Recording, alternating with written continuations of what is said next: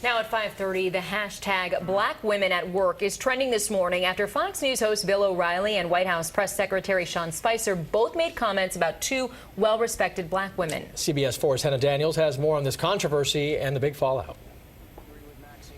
Fox News host Bill O'Reilly started a social media firestorm after his comment about California Representative Maxine Waters. I didn't hear a word she said. I was looking at the James Brown wig. O'Reilly was watching the 19-term Congresswoman on the House floor. Fox and Friends' Ainsley Earnhardt quickly came to Waters' defense. You can't go after a woman's looks. On the same day, White House Press Secretary Sean Spicer touched a nerve when taking a question from African-American journalist April Ryan. It seems like you're hell-bent on trying to make sure that whatever image you want to tell about this White House stays, because at the end of the day, let me answer. Okay, but you know what? You're asking me a question, and I'm going to answer it, which is the president. I'm sorry. Please stop shaking your head again. The backlash was fast and furious.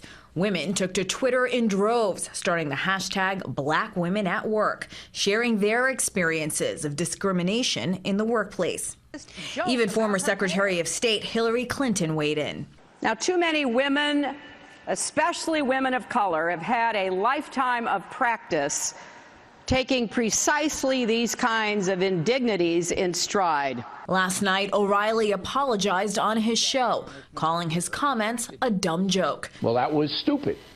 I apologize. Had no place in the conversation. Congresswoman Waters responded on MSNBC. I'm a strong black woman, and I cannot be intimidated. Waters also tweeted, "I'm not going anywhere." Hena, CBS News.